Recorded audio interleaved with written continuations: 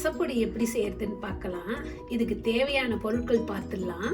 மிளகு 100, சீரகம் 200, தனியாவும் கொல்லும் 50-50ங்க.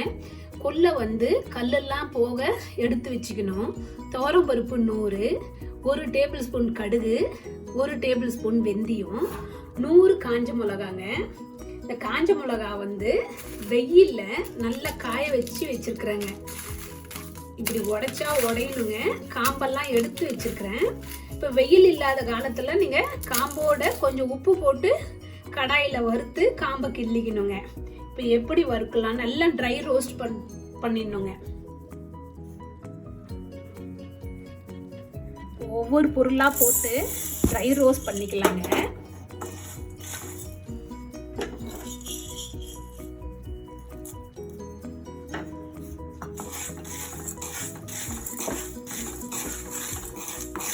ரொம்ப வறுக்க கூடாதுங்க. சூடாச்சுன்னா போதுங்க.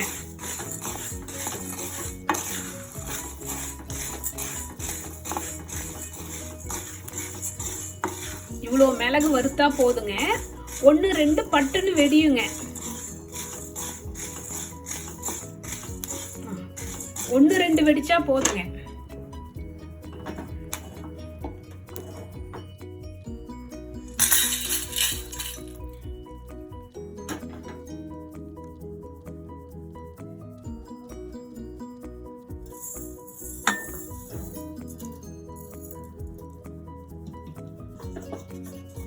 அடுத்தது சீரகம் வறுத்துடலாம். இதுவும் ரொம்ப ரோஸ்ட் ஆகக்கூடாதுங்க.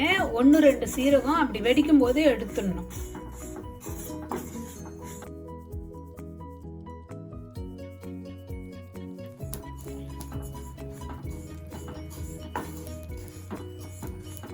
சீரகம் 1-2 வெடிச்சுட்டேங்க.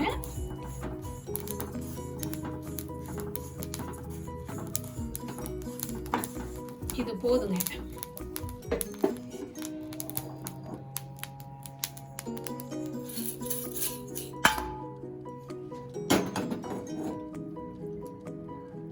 அடுத்தது துவரம்பருப்பு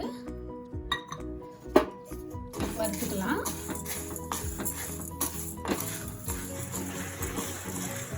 துவரம்பருப்பு கோல்டன் ப்ரௌன் கலர்ல வறுத்துக்கணுங்க. இது போதுங்க.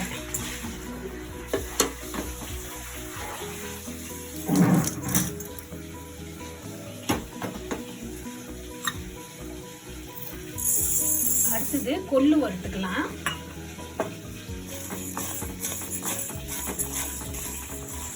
கொள்ளு நல்லா வறுத்தாச்சுங்க. நல்லா கொள்ளோட வாசம் வரணும். கொள்ளு 1-2 வெடிக்கணுங்க.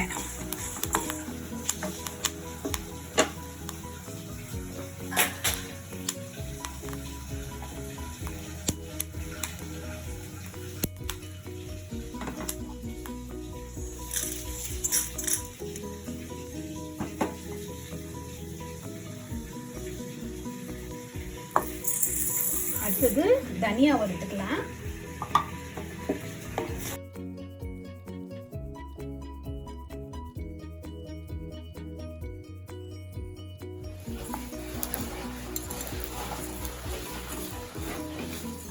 தனியாவும் 1-2 வெடிச்சா போதுங்க.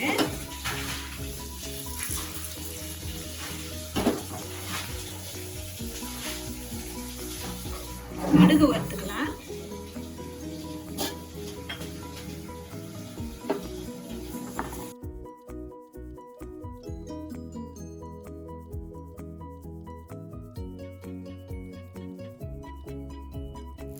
கடுகு பொரிஞ்சிடுச்சு.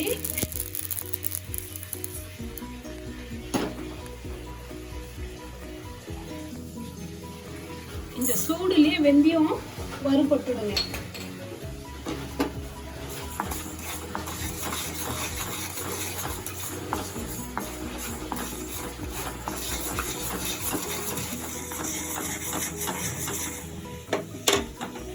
வெந்தயமும் நல்லா வறுபட்டுடுச்சு. இந்த காஞ்ச மிளகா இந்த வறுத்தது எல்லாம் நல்லா ஆறணுங்க. நல்லா ஆறட்டோன்னிட்டு மிக்சியில் போட்டு எடுத்து நல்ல ட்ரையான பாட்டிலில் போட்டு எடுத்து வச்சிடணுங்க. ரசப்பொடி ரெடி ஆயிடுச்சு. இது 6 மாதம் ஆனாலும் கெடாதுங்க. ஒரு ஏர்டைட் கண்டெய்னரில் போட்டு வச்சுட்டு நமக்கு எப்போ ரசம் வேணுமோ அப்போ ரசத்தை கூட்டிட்டு நமக்கு தேவையான அளவு 1 ஸ்பூனோ 2 ஸ்பூனோ போட்டு கொதிக்க வச்சிட்டோம்னா ரசம் ரெடிங்க.